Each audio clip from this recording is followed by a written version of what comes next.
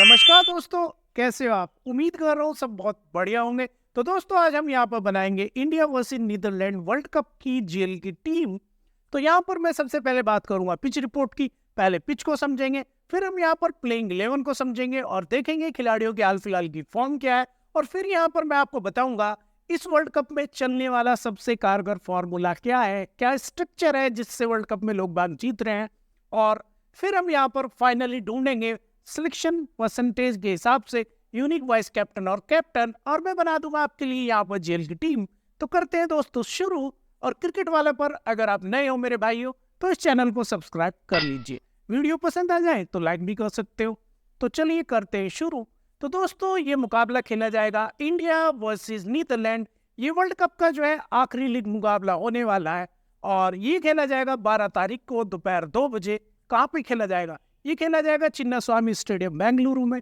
और बेंगलुरु की अब मैं पिच की बात कर लूँ तो बेंगलुरु की पिच हमेशा से फ्लैट रहती है, बाउंड्री छोटी होती है और आउटफील्ड बहुत तेज होती है। तो इसलिए यहाँ पर इसको बैटिंग पैराडाइज कहा जाता है, यानी बल्लेबाजों के लिए बहुत ही बेहतरीन जगह होती है। औसतन अगर मैं बात करूँ यहाँ पर पहली पारी में दोस्तों 310 के आसपास रन बन जाया करते हैं। तो पिच हमें कहती है यहाँ पर कि बल्लेबाजी यहाँ पर बहुत बेहतरीन होती है। और गेंदबाजों की अगर मैं बात कर लूँ दोस्तों तो शुरू में यहाँ पर सी मूवमेंट थोड़ा सा तेज गेंदबाजों को मिलता है और जैसे अंडर द लाइट दूसरी इनिंग यहाँ पर शुरू हो जाती है तो उस टाइम भी यहाँ पर तेज गेंदबाजों को अच्छा खासा सीम और बाउंस मिलता है। और रही बात स्पिनर्स की दोस्तों, तो यहाँ पर जैसे जैसे गेंद पुराना होता है तो थोड़ी सी मदद स्पिनर को मिलती है, बहुत ज्यादा मदद यहाँ पर स्पिनर्स को आजकल नहीं मिलती। तो अब हम यहाँ पर देख लेते हैं इस मैदान के ओडीआई स्टेट्स और फिर समझने की कोशिश करते हैं।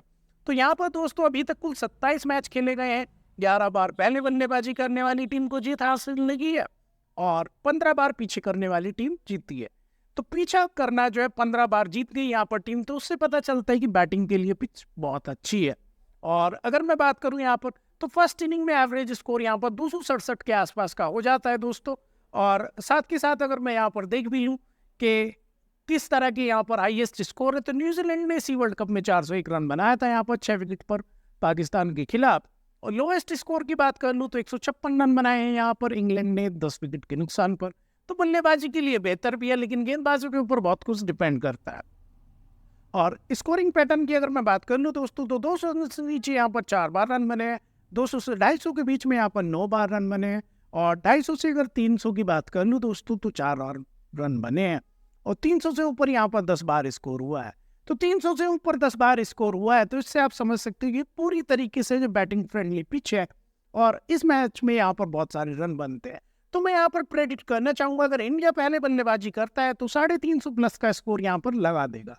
तो इसी हिसाब से हम यहाँ पर टीम चुनेंगे, उस तरह के बल्लेबाज यहाँ पर रखने की कोशिश करेंगे जो 2 या 3 बल्लेबाज सेंचुरी लगाकर इस मैच में दे।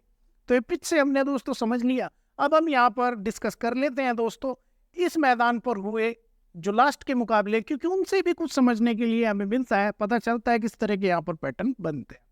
तो एक मुकाबला यहाँ पर खेला गया था बहुत ही फेमस, न्यूजीलैंड और पाकिस्तान के बीच में। 401 रन बना दिए थे यहाँ पर न्यूजीलैंड ने 6 विकेट खोकर और 5 विकेट वहां पर उस मैच में तेज गेंदबाजों को मिले थे और एक ही विकेट स्पिनर को मिला था। और जब पाकिस्तान ने बल्लेबाजी शुरू की थी तो आपने पता ही है फकर जमान ने सेंचुरी लगाई थी और 200 रन बना लिए थे, एक ही विकेट खोकर वहां पर भी एक ही विकेट जो है तेज गेंदबाजों को मिला था। तो यहाँ पर पूरे मैच में 600 रन बन गए थे और 6 विकेट तेज गेंदबाजों को मिले थे और एक विकेट स्पिनर्स को मिलता। तो ये पैटर्न ये बताता है कि बल्लेबाज रन बनाते तो ज्यादा से ज्यादा बल्लेबाज अपनी टीम में रखिए दोस्तों। उसके बाद यहाँ पर तेज गेंदबाज थोड़े विकेट लेते तो तेज गेंदबाज भी इंपॉर्टेंट है और सबसे कम यहाँ पर जो स्पिनरों को मदद मिलती है तो स्पिनर बहुत ज्यादा इंपॉर्टेंट इस मैच के लिए नहीं होने वाले। तो हमने ये सारी चीजें समझ ली दोस्तों मैदान से जुड़ी हुई और क्या स्टेट्स है क्या आंकड़े हैं। अब मैं आपको इस वर्ल्ड कप का सबसे इंपॉर्टेंट स्ट्रक्चर बता देता हूं दोस्तों, जिसे फॉलो करके लोग बाग यहाँ पर जीत रहे हैं जीएल में और बहुत सारे जो लोग नहीं जीत पा रहे हैं वो इसी वजह से नहीं जीत पा रहे। तो मैं बात कर रहा हूँ कल की ड्रीम 11 टीम की। ये मैच खेला गया था south Africa versus Afghanistan. Afghanistan की टीम मजबूत है दोस्तों, तो इस ड्रीम टीम के बारे में बता देता हूँ दोस्तों। 3 पॉइंट से मैं भी यहाँ पर जीएल में चूक गया कल, लेकिन स्मॉल लीग में यहाँ पर मेरी जो है टीमें कई जीती और हेड टू हेड में भी जो है कई टीमें हमारी जीती। तो यहाँ पर 2 विकेट कीपर्स थे इस टीम में और केवल एक ही बल्लेबाज यहाँ पर था इस स्ट्रक्चर की खूबसूरती समझिए आप दोस्तों। 2 विकेट कीपर है और बल्लेबाजी सेक्शन में केवल एक ही बल्लेबाज है। और ऑलराउंडर्स की बात कर लूँ तो 4 ऑलराउंडर यहाँ पर यूज किए गए थे और 4 ही तेज गेंदबाज थे। और ये 7-4 का कॉम्बिनेशन था। जैसे कि मैंने आपको हर वीडियो में बता रहा हूँ आजकल 8-3 या 7-4, तो जो कमजोर टीमें होती है उनके खिलाफ आप 6-5 का कॉम्बिनेशन ना बनाए। जिस तरह की आज की टीम है तो इसमें भी 7-4 का कॉम्बिनेशन या 8-3 का कॉम्बिनेशन इंडिया के फेवर में काम करेगा। तो ये हमने कॉम्बिनेशन से समझ लिया दोस्तों। कॉम्बिनेशंस और जीएल जीतने के लिए अलग अलग टीमों के अलग अलग खिलाड़ियों के वेरिएशंस ये ही इंपॉर्टेंट होते हैं। जिस दिन आप अलग अलग खिलाड़ियों के वेरिएशंस बनाने लगोगे, टीम में अलग अलग खिलाड़ियों के साथ खेलने लगोगे, तो उस दिन आप यहाँ पर जीएल को जीत जाओगे। तो अब शुरू करते हैं हम यहाँ पर प्लेइंग 11 का एनालिसिस, क्योंकि बातें बहुत हो गई दोस्तों। तो सबसे पहले यहाँ पर हम बात करते हैं टीम इंडिया की। और इंडिया की अगर मैं बात करूँ दोस्तों तो इंडिया के लिए ओपनिंग करते हुए दिखेंगे आपको रोहित शर्मा के साथ में हमारे सबसे फेवरेट खिलाड़ी शुभमन गिल। और रोहित शर्मा की फॉर्म की बात करूं दोस्तों तो कई पारी हो चुकी है इन्हें सेंचुरी लगाए बिना। छोटी टीम है और यहाँ पर रोहित शर्मा अगर पहले बल्लेबाजी करते हैं तो 60-70 रन बनाई देंगे। और पीछा करते हुए अगर रोहित शर्मा यहाँ पर जो है मौका लग जाता है उन्हें और 200-250 रन होते हैं तो आपको इस मैच के लिए सेंचुरी लगा कर देंगे। स्मॉल लीग की टीम हो, हेड टू हेड की टीम हो और जीएल की टीम हो, तीनों में इंपॉर्टेंट हो जाते हैं। और उनके बाद आएंगे यहाँ पर शुभमन गिल। और इनकी फॉर्म की बात कर लूँ दोस्तों तो कभी जो है फॉर्म में नहीं है ये बल्लेबाज। एक ही आप सेंचुरी पिछले जो है कई मैचों में लगाई है। लास्ट मैच में भी जो है 33 रन बना के चले गए थे। 2 ही आप सेंचुरी इनके बल्ले से निकली है अभी कुछ पारियों में। बहुत टेक्निकल स्ट्रॉन्ग बल्लेबाज है, ओडीआई क्रिकेट में नंबर 1 बल्लेबाज बन गया है। और जिस तरह का यहाँ पर गेंदबाजी अटैक है नीदरलैंड का, डेफिनेटली मैं उम्मीद करता हूँ कि सबसे बड़ी पारी इस मैच की जो है शुभमन गिल के बल्ले से आ सकती है। इस मैच के लिए बहुत इंपॉर्टेंट पिक हो सकते हैं। जीएल की टीम में आप डेफिनेटली इनको अगर इंडिया पहले बैटिंग करती है तो कैप्टन बना के चल सकते हैं। उसके बाद यहाँ पर तीसरे नंबर पर दिखेंगे विराट कोहली। तो विराट कोहली को आप जो है फिक्स खिलाड़ी है, हर टीम में रखिए। स्मॉल लीग में भी रख सकते हैं, ट्रेड में भी रख सकते हैं, जीएल में भी रख सकते हैं। बाकी अगर यहाँ पर इंडिया पीछा करती है तो उस सिचुएशन में यहाँ पर आप विराट कोहली को डेफिनेटली टीम में रखिए और वाइस कैप्टन बना के चलिए। चौथे नंबर पर आएंगे यहाँ पर श्रेयस अय्यर। और श्रेयस अय्यर यहाँ पर क्योंकि इसमें छोटी टीम है नीदरलैंड और ज़्यादा से ज़्यादा अगर यहाँ पर नीदरलैंड इंडिया को टारगेट भी देगी पहले बल्लेबाजी करते हुए 200 से 250 के बीच का देगी, तो उस सिचुएशन में यहाँ पर शुरू के 4 बल्लेबाजी इंपॉर्टेंट हो जाते हैं। शायद आगे की बल्लेबाजों की जो है नंबर आई ना। तो यहाँ पर चौथा बल्लेबाज भी हम कंसीडर करते हैं। इस मैच में तगड़ी फॉर्म में चल रहे हैं श्रेयस अय्यर, इंपॉर्टेंट पिक हो जाएंगे। कोई खास कमजोरी नहीं है, लेकिन नीदरलैंड के गेंदबाज बाउंसर मारते हैं काफ़ी अच्छे, तो इन्हें तंग कर सकते हैं। उसके बाद 5वें नंबर पर देखेंगे लोकेश राहुल। तो बल्लेबाजी के लिहाज से इस मैच में शायद इनको बहुत ज़्यादा मौका ना मिले, लेकिन विकेट कीपिंग के पॉइंट इस मैच में बहुत काउंट होने वाला है, क्योंकि इंडिया के खिलाड़ी यहाँ पर नीदरलैंड को ऑल आउट करने की कोशिश करेंगे और यहाँ पर बहुत सारे पॉइंट हमें जो है विकेट कीपिंग से भी राहुल देख के जाएंगे।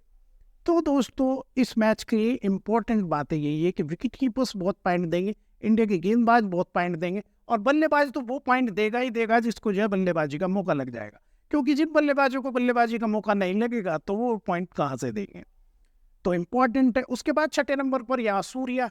तो आप बहुत ज़्यादा अगर रिस्क लेके बहुत सारी टीमें बना रहे हो तो सूर्या को तभी टीम में डालो, क्योंकि सूर्या की बल्लेबाजी तभी पॉसिबल है जब इंडिया यहाँ पर पहले बल्लेबाजी करती है। पीछे करते हुए आप इनको ड्रॉप करके चल सकते हैं। इसके बाद दोस्तों यहाँ पर शुरू हो जाते हैं इंडिया के ऑलराउंडर और गेंदबाज। और 7वें नंबर पर यहाँ पर आएंगे रविंद्र जडेजा। और जडेजा की दोस्तों अगर मैं बात कर लूँ तो अगर दूसरी पारी में यहाँ पर जडेजा गेंदबाजी करते हैं तो आपको 2 से 3 विकेट लेके दे सकते हैं। बहुत इंपॉर्टेंट ये खिलाड़ी हो जाएगा। और हाल फिलहाल की फॉर्म की बात करूँ दोस्तों तो एक मैच में 2 विकेट लिए, फिर 2 विकेट लिए, फिर कोई विकेट नहीं लिया, फिर 1 विकेट लिया, फिर 1 विकेट लिया और लास्ट मैच में पंजा मार के आ रहे हैं। तगड़ी फॉर्म में ये खिलाड़ी है और ये डिपेंड करता है कि ये कितने ओवर इस मैच में करते हैं। क्या पता इनके आने से पहले ही जो नीदरलैंड को इंडिया डाले तो, लेकिन यहाँ पर अगर गेंदबाजी करेंगे तो 2-3 विकेट आपको लेके दे देंगे। तो इंडिया के प्रॉपर गेंदबाजों की अगर मैं बात कर लूँ दोस्तों तो यहाँ पर दिखेंगे मुझे मोहम्मद शमी, फिर दिखेंगे कुलदीप यादव और फिर दिखेंगे बुमराह के साथ में सिराज। और यहाँ पर मैं 8वें नंबर पर आने वाले मोहम्मद शमी की बात करूँ दोस्तों तो 95% का सिलेक्शन है और इस बंदे की फॉर्म भी कमाल की है। लेकिन एक आध टीम से आप इनको डेफिनेटली ड्रॉप करके चले, क्योंकि जिस टाइम ये मिडल फेज में यहाँ पर गेंदबाजी करने आते हैं तो हो सकता है कि वहाँ पर नीदरलैंड की काफ़ी टीम आउट होके चली हो। वैसे काफ़ी इंपॉर्टेंट पिक है, जीएल में आप इनको कैप्टन लेके चल सकते हैं। उसके बाद यहाँ पर दिखेंगे 9वें नंबर पर कुलदीप यादव, 44% का सिलेक्शन है। सिलेक्शन के हिसाब से बहुत यूनिक और ट्रम्प खिलाड़ी हो सकता है, क्योंकि लेफ्ट हैंड चाइनामैन गेंदबाज, इस तरह के गेंदबाज को नीदरलैंड ने शायद ही अपनी कभी जिंदगी में खेला होगा। इस मैच के लिए स्पिन रो में मेरी जो है ट्रम्प पिक हो जाएंगे। अगर इनको पूरे 10 ओवर मिलते हैं तो मैं प्रेडिक्ट कर सकते हैं 2 से 3 विकेट आपको डेफिनेटली लेके देने वाले हैं। उसके बाद 10वें नंबर पर आएंगे 86% के सिलेक्शन वाले जसप्रीत बुमराह। और बुमराह की अगर मैं बात करूं दोस्तों, तो शुरुआत में गेंदबाजी करेंगे, मिडल में भी करेंगे और डेथ ओवर्स में भी करेंगे। सबसे ज़्यादा मौका विकेट लेने का इन्हीं के पास होगा। तो ये आपकी जो है स्मॉल लीग की और हेड टू हेड की टीम में डेफिनेटली होने चाहिए। उसके बाद 11वें नंबर पर आ जाएंगे मोहम्मद सिराज, और ये भी यहाँ पर ओपनिंग स्पेल डालते हैं, बीच में गेंदबाजी डालते हैं और डेथ ओवर्स में भी डालते हैं। 64% का सिलेक्शन है। और जिस तरह की गेंदबाजी ये लगातार कर रहे हैं और इनकी फॉर्म भी चल रही है, लगातार जो है विकेट ले रहे हैं, इस मैच में इनका जो है परफॉर्मेंस साइकिल का पैटर्न बताता है कि 3 विकेट ये लेने वाले हैं। जेल की टीम में आप डेफिनेटली इनको ट्राई करके चलिएगा दोस्तों। तो ये हो गई इंडिया की टीम का एनालिसिस दोस्तों। यहाँ पर कुछ इंपॉर्टेंट और ट्रम्प पिक बता दूं मैं। तो बल्लेबाजों में मैंने शुभमन गिल को लिया है, बहुत इंपॉर्टेंट हो जाएंगे मेरे भाइयों। और पीछे करते हुए यहाँ पर विराट कोहली डेफिनेटली एक चॉइस बन जाएंगे। उसके बाद यहाँ पर विकेट कीपर्स लिए मैंने लोकेश राहुल को, विकेट कीपिंग से बहुत सारे पॉइंट मैच में देने वाले हैं। और गेंदबाजों की बात करूं दोस्तों, तो यहाँ पर कुलदीप यादव के साथ में जो है एक सिराज को भी जो है मैं ट्रम्प पिक मान के चल रहा हूँ। तो ये इंडिया की बात होगी। अब देख लेते हैं हम नीदरलैंड को, और नीदरलैंड के खिलाड़ी भी तो दोस्तों में पॉइंट देने ही वाले हैं। तो नीदरलैंड के लिए ओपनिंग करते हुए दिखेंगे मैक्स साउथ के साथ में बारेसी। और मैक्स साउथ की अगर फॉर्म की बात कर लूँ दोस्तों, तो एक मैच में 16 बनाए, फिर 0 बनाए, फिर 42 बनाए, फिर 5 बनाए। तो इनके फॉर्म बहुत ज़्यादा इंपॉर्टेंट मायने नहीं रखती इस मैच के लिए। इंपॉर्टेंट चीज़ ये रखती है दोस्तों कि दोनों का सिलेक्शन जो दोनों अपना रहे 5-5% के आसपास है, यानी कि बहुत सारे लोग इनको टीम में नहीं ले रहे हैं। लेकिन ड्रीम 11 की टीम में यहाँ पर अगर 200 ही रन स्कोर कर पाए नीदरलैंड की टीम, और ज़्यादातर लोगों ने इन खिलाड़ियों को नहीं लिया, अगर इनमें से कोई बल्लेबाज जो है 40 रन भी लगा गया तो वो ड्रीम टीम का हिस्सा हो जाएगा। इसलिए डिफरेंट कॉम्बिनेशन अगर आप ट्राई कर रहे हो तो मैक्स साउथ को लेके चल सकते हैं। और पीछा करते हुए अगर आपको एक बल्लेबाज चाहिए या ओपनिंग में, तो आप बारेसी के साथ चले जाइए। बारेसी थोड़े टेक्निकली साउंड बल्लेबाज है। उसके बाद तीसरे नंबर पर दिखेंगे यहाँ पर पहली इंपॉर्टेंट और ट्रम्प पिक कॉलिन एक्करमैन। 15% का सिलेक्शन है दोस्तों। लेकिन इस खिलाड़ी ने अगर मैं बात कर लूँ तो फैंटेसी में 414 पॉइंट दिए हैं। ये इंडिया के कई मेन खिलाड़ियों से ज़्यादा पॉइंट इस वर्ल्ड कप में दे चुके हैं। बहुत इंपॉर्टेंट हो सकते हैं, गेंदबाजी भी कर लेते हैं शुरू में ऑफ स्पिन ठीक ठाक सी। और अगर मैं बात करूं तो बल्लेबाजी में भी जो है इन्होंने बहुत ज़्यादा निराश नहीं किया, 25-30 रन बना लेते हैं। शुरू में 3-4 ओवर करते हैं, बीच में भी 2-3 ओवर करते हैं, एक आधा विकेट ले लिया और 20 रन भी बना दिए तो ड्रीम टीम का हिस्सा हो जाएंगे। स्मॉल लीग और हेड टू हेड में तो फिक्स खिलाड़ी होने चाहिए। बाद आते हैं चौथे नंबर पर। इस टीम के पहले मेरे ट्रम्प पिक जो होने वाले हैं सिब्रेंट एंजलब्रिज। शायद प्रोनाउंसिएशन में कोई दिक्कत हो सकती है, मेरे नाम बहुत कंफ्यूजिंग है दोस्तों। और इनकी फॉर्म की बात करूँ तो एक मैच 37 मारे हैं, फिर 35 मारे हैं, फिर 38 मारे हैं, और लास्ट मैच में भी जो है 58 मार के और फिर 33 मारे। यानी इंपॉर्टेंट ये फॉर्म में चल रहा है, तकड़ी फॉर्म में चल रहा है, लगातार रन बना रहा है। इंपॉर्टेंट प्लेयर है यहाँ पर। नीदरलैंड पहले बल्लेबाजी करे या बाद में करे, आप लेके चलिए। जीएल में भी ट्राई कर सकते हैं, इंपॉर्टेंट पिक हो सकती है बल्लेबाजों में। अगर एक ही बल्लेबाज नीदरलैंड का लेके चलना है आपको तो आप सिब्रेंट के साथ जा सकते हैं। उसके बाद 5वें नंबर पर दिखेंगे यहाँ पर 60% के सिलेक्शन वाले जो है स्टुअर्ट एडवर्ड्स, जो इनके कैप्टन है। और इनकी फॉर्म की बात कर लूँ तो इन्होंने भी 78 रन भी बनाए टूर्नामेंट में, एक मैच में 68 भी बनाए, लास्ट मैच में भी यहाँ पर 38 रन बनाए थे। बहुत इंपॉर्टेंट की खिलाड़ी हो सकते हैं। अगर 2 बल्लेबाज आपको चाहिए तो फिर आप जो है स्टुअर्ट एडवर्ड्स को भी डाल सकते हैं। बाकी अगर एक ही बल्लेबाज आपको यहाँ पर चाहिए तो सिब्रेंट के साथ आप जा सकते हैं। जीएल में आप इनके साथ ट्राई कर सकते हैं। उसके बाद यहाँ पर दिखेंगे 5वें नंबर पर आपको एक और इम्पोर्टेंट खिलाड़ी, और 6ठे नंबर पर सॉरी ये हो जाएंगे बेस्ट डिलीडे। और बेस्ट डिलीडे की अगर मैं दोस्तों बात करूँ तो बहुत ज़्यादा सिलेक्शन, शायद इस टीम में सबसे ज़्यादा सिलेक्शन बेस्ट डिलीडे का ही है। 601 फैंटेसी पॉइंट दिए हैं इन्होंने, 601 फैंटेसी पॉइंट इन्होंने दिए हैं, जो आपके जडेजा के बराबर है। और यहाँ पर इनका सिलेक्शन परसेंटेज भी कैसी है, गेंदबाजी भी करते हैं, बल्लेबाजी भी करते हैं। बल्लेबाजी हालांकि कई मैचेस चली नहीं है, लेकिन गेंदबाजी की अगर फॉर्म की बात कर लूँ दोस्तों तो एक मैच में 4 विकेट लिया, फिर 1 विकेट लिया, फिर 2 विकेट लिया, फिर कोई विकेट नहीं लिया, फिर 2 विकेट लिया, और लास्ट मैच में भी 3 विकेट निकाल कर ले गए थे। गेंदबाजी के लिहाज से बहुत इंपॉर्टेंट है। शुरुआत में गेंदबाजी करेंगे, बीच में भी करेंगे, डेथ ओवर्स में भी इनको मौका मिल जाता है। बल्लेबाजी भी 5वें नंबर पर करते हैं। ऑलराउंडर्स में एक फिक्स खिलाड़ी हो जाते हैं। आप एक आधी टीम में इनको जय ऋषि वगैरह बना के चल सकते हैं। उसके बाद दोस्तों यहाँ पर शुरू हो जाते हैं नीदरलैंड के प्रॉपर जो गेंदबाज है, थोड़ी बहुत ही बल्लेबाजी यानी ऑलराउंडर वाले गुण भी है उनके अंदर। और 7वें नंबर पर आने वाले तेजा निदामरू, गेंदबाजी तो नहीं कर रहे लेकिन बल्लेबाजी भी इनकी ठीक ठाक नहीं रही है, आप ड्रॉप करके चल सकते हैं। उसके बाद यहाँ से इंपॉर्टेंट खिलाड़ी शुरू होंगे 8वें नंबर से दोस्तों, और 8वें नंबर पर होंगे लोगन वॉन विक। तेज गेंदबाज है, राइट आर्म फास्ट गेंदबाज है, 515 फैंटेसी पॉइंट लोगन वॉन विक ने दिए हैं दोस्तों। और इनकी अगर मैं फॉर्म की बात कर लूँ तो बढ़िया फॉर्म है, एक मैच में 3 विकेट लिए, फिर कोई विकेट नहीं लिया, फिर 1 विकेट लिया, फिर 2 विकेट लिए। इतना तो मैं आपको आसानी से कहता हूँ यहाँ पर दोस्तों, अगर इंडिया पहले बल्लेबाजी करने वाली है तो ये 30 गेंदबाज बहुत इंपॉर्टेंट हो जाएंगे, क्योंकि 1-2 विकेट ये जरूर निकालेंगे। गेंदबाजी बढ़िया करते हैं, 81% का सिलेक्शन है स्मॉल लीग में और एट टू एड में, आप डेफिनेटली इनको लेके चलिए। उसके बाद 9वें नंबर पर दिखेंगे आपको यहाँ पर एक और लेग स्पिन गेंदबाज वंडर मरवे, और ये लेफ्ट आर्म ऑर्थोडॉक्स गेंदबाज। इनकी फॉर्म की बात कर लूँ तो एक मैच में 3 विकेट लिए, फिर 1 विकेट लिया, लास्ट मैच में विकेट नहीं लिया, बल्ले से भी एक हाफ सेंचुरी लगाई है। फैंटेसी के लिहाज से इंपॉर्टेंट पिक यहाँ पर हो सकता है। अगर इंडिया पहले बल्लेबाजी करता है तो एक्सलेशन तेज करने के लिए यानी तेज गति से रन बनाने के लिए इंडिया इनके खिलाफ एक आधा बल्लेबाज आउट हो सकता है, अच्छी खासी गेंदबाजी ये कर लेता है। उसके बाद 10वें नंबर पर दिखेंगे यहाँ पर मेरी दूसरी पिक यहाँ पर गेंदबाजों में Aryan Dutt, right arm off break bowler, और सभी टीमों को जो है परेशान करता है ये गेंदबाज। और इनकी परफॉर्मेंस की बात कर लूँ तो एक मैच में 2 विकेट लिए, फिर कोई विकेट नहीं लिया, फिर 3 विकेट लिए, फिर 1 विकेट लिया, फिर कोई विकेट नहीं लिया, और लास्ट मैच में 2 विकेट लिए। तो ये पावर प्ले में गेंदबाजी करते हैं 3 से 4 ओवर, तो बहुत ज़्यादा चांस होते हैं वहाँ पर किसी बल्लेबाज से गलती करवा बैठे, और बीच में भी ये गेंदबाजी करते हैं, बहुत इंपॉर्टेंट यहाँ पर खिलाड़ी हो जाएंगे। फिक्स टाइप की खिलाड़ी होने चाहिए, एक ही गेंदबाज लेके चल रहे हो नीदरलैंड की तरफ से, और जीएल में तो आर्यन दत्त को लेके आप चल सकते।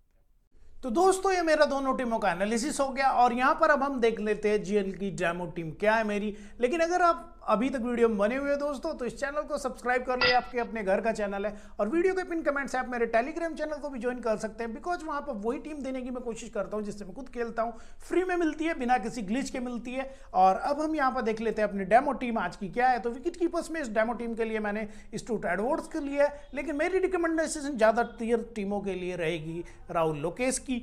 4 प्रॉपर बल्लेबाज मैंने दोस्तों यहाँ पर लिए हैं, रोहित शर्मा, शुभमन गिल और श्रेयस अय्यर। अगर इंडिया पीछा करती है, पहले बल्लेबाजी करती है तो बहुत इंपॉर्टेंट हो जाएंगे, और पीछा करती है तो अय्यर को ड्रॉप करके आप फिर विराट कोहली के साथ चले जाइए। और 3 ऑलराउंडर मैंने यहाँ पर कंसिडर किए हैं दोस्तों, रविंद्र जडेजा लिया है, बेस्ट लिडी लिया है, और लोगन वॉन विक लिया है, ये भी बहुत इंपॉर्टेंट हो जाएंगे। और 3 गेंदबाज लिए मैंने इंडिया की तरफ से, तेज मोहम्मद शमी लिए, जसप्रीत बुमराह लिए, और सिराज लिए हैं दोस्तों।